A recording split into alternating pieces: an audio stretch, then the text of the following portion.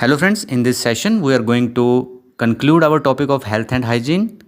इससे पहले पार्ट 1 और पार्ट 2 में हमने काफ़ी कुछ जाना समझा। यहाँ पे हम वाटरबोर्न डिजीज़ के बारे में समझेंगे और कुछ कम्युनिकेबल डिजीज़ के बारे में। तो दोस्तों स्टार्ट करते हैं with what are waterborne diseases. Waterborne diseases are those which spread through the water. पानी से फैलती हैं जो, और वो पानी कैसा होता है? Contaminated water.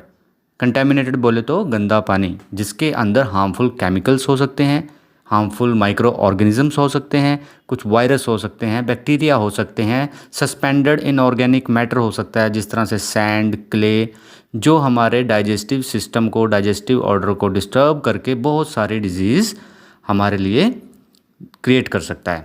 सो दोस्तों एग्ज़ाम में आपसे पूछा जाएगा what are the name of waterborne diseases, तो आप बता सकते हैं typhoid, cholera, diarrhoea, jaundice, polio and hepatitis A which is a liver infection and it is caused by hepatitis A virus.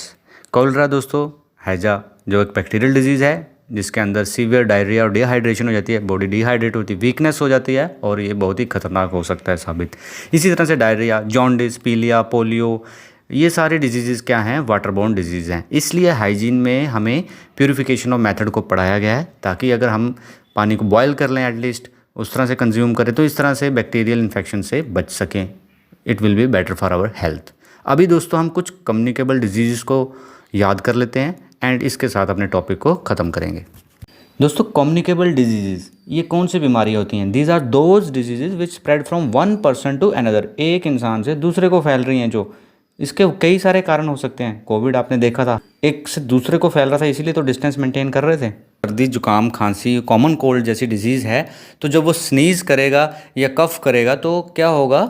वो जो छोटे छोटे ड्रॉपलेट्स हैं वो हवा में आ जाएंगे और दूसरा इंसान जब उनको इनहेल कर लेगा उसकी बॉडी में एंटर कर जाएंगे, या फिर कुछ ऐसे सरफेस पे वो रह जाएंगे, पास में खाने की चीज़ होगी उसके ऊपर चले जाएंगे, तो जब इंसान उसे कंज्यूम करेगा तो उसकी बॉडी में एंटर कर जाएंगे। तो ये क्या हुआ?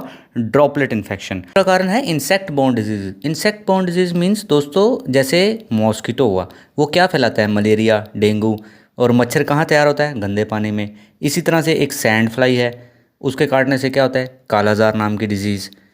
और फ्लाइज होगी, मक्खियाँ, ये क्या फैलाती हैं? डायरिया, डाइसेंट्री, कॉलरा, टाइफाइड, इस तरह की डिजीज़ को फैलाती हैं। तो ये सारे नाम आपको याद रखने हैं।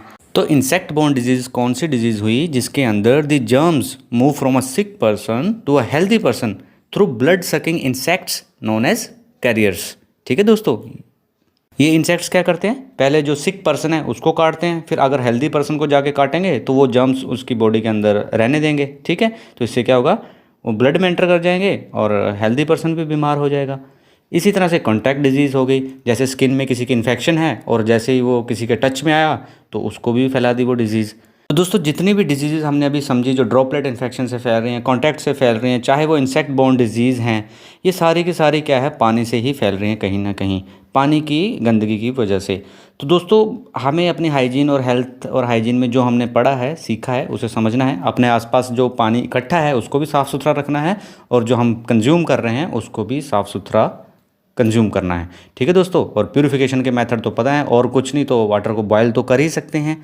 ठीक है, तो इस तरह की चीज़ें आपको अपने हैबिट में लेके आनी है। और इसी के साथ हेल्थ एंड हाइजीन के टॉपिक को आज हम ख़त्म करते हैं। I hope it will be helpful for your examination. Thank you very much.